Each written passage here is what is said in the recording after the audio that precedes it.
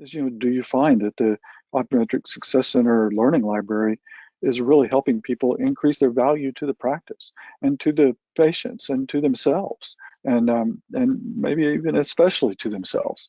And so maybe you could address that for me just a moment. Okay. I had a conversation last night, again, Gil, and it's all this exciting feedback that I'm getting, but actually the individual I was speaking to, she only had 2 staff, and she'd had a tremendous amount of turnover. And what's running through my mind is, okay, why are we having this turnover? Well, part of it is 2020 and just crazy times, but that best we've heard turnover issues for years now, right, in our industry. But she was like, I just don't know if I should give this individual one of my licenses. I don't, burn through that license, because she's thinking about going to university. She's going to go off into the medical field, and she may be gone by June or July. And do I really want to invest that effort in training someone who's probably going to leave? Well, Gillen, what did you teach us a long time ago?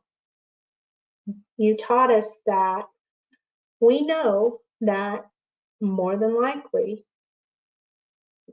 reality is your employees are going to grow and develop, and they may not want to stay in this industry, or maybe they want to continue on in this industry but in a different capacity, and so they're going to spread their wings and fly, right? And I said to her, let's take a different spin on this. Instead of being worried about not investing in that employee, what if we did invest in her? And we let her know, I'm excited for you. I want to be a part of your success, and maybe you'll continue to stay on here. You've been a fabulous employee, and we'd love to have you here. But if not, I want to be a part of giving you those foundational tools so that you can grow and move on and develop in your life. And I hope in turn you'll become a phenomenal advocate for us in our practice. Haven't you said that Not before? to mention, not to mention, Robin, just return on investment wise, Yeah. it's a $20 investment. Exactly. You probably just have to watch a couple of those videos, and you would get that return on investment every single hour of the day, and maybe several times an hour. And so if you want to just boil it down to pure finances, there's several. One, it's a very, very small investment. The return on that investment is large, both financially, but also with respect to patient retention. And patient retention is phenomenally important, and we strove to retain every patient.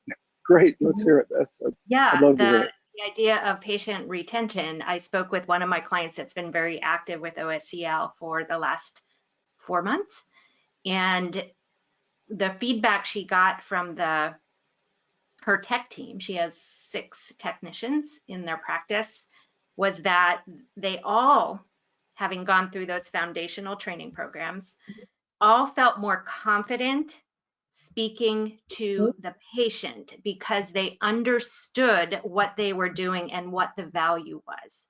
So we talk about creating confidence from an employee perspective. Well, obviously, not only is that a return on investment for the practice, but talk about patient retention. Do you think those patients felt better about the interaction with their techs? Of course they did. And if those technicians do decide to move on to something else, like you were saying, Robin, confidence in their position, confidence working with a customer, whether they're a patient or retail, how much value is that as an employee, bringing that forward with you?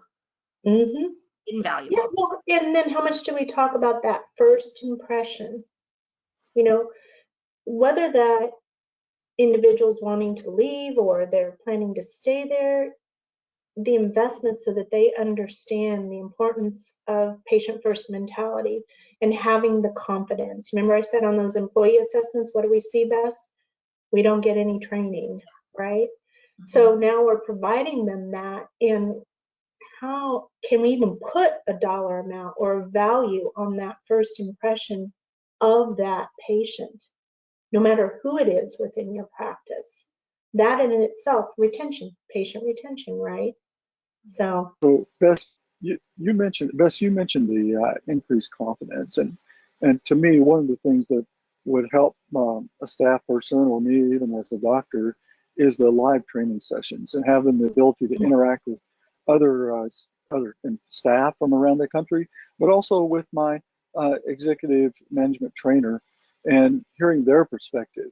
And so that would go a long way with me in improving my ability to speak with confidence about whether it's a product or whether it's a process. And I can just tell you from personal experience, having staff who can speak with confidence about the procedures they may be performing, about the tests they may be performing, about the materials that they may be dispensing or recommending. There is just no comparison between having somebody who's adept at that and somebody who's struggling. Mhm. And we could do it quickly too. So if someone's coming in as a brand new person to optometry, we've got such a streamlined, just kind of get right in there and get it done so that they can move on to working with patients. I think that's important. And talk about confidence. It's hard if you come in and you usually get what, Robin, the 2 weeks of training? oh, if you're lucky. You're lucky. If you're lucky. Yeah.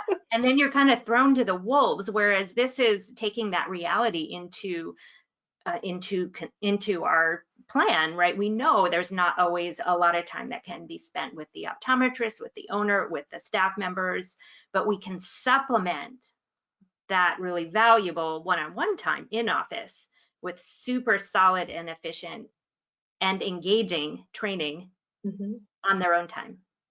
Yeah.